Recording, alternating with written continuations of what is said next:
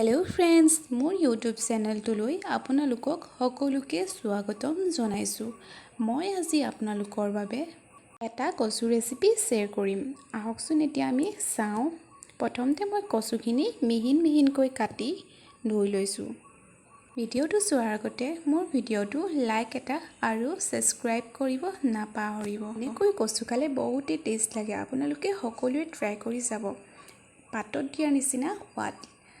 আমি এতিয়া কি বস্তু লাগে চাওঁ আহক। প্ৰথমতে মই নহৰু কেইটামান থেতালি লৈছোঁ, জলকীয়া কাটি লৈছোঁ, পিঁয়াজ লৈছোঁ। প্ৰথমতে মই কচুখিনি কেৰাহীখনত দি দিছোঁ।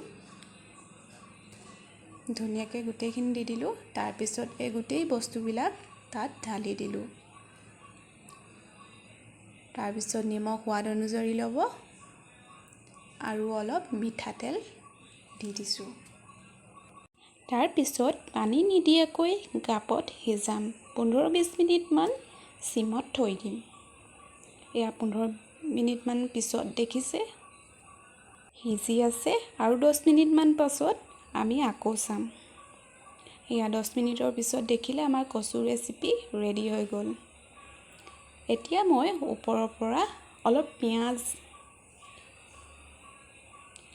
মিঠাতেল অলপ ঢালি দিলোঁ আৰু নেমু টেঙা চেপি সানি দিব।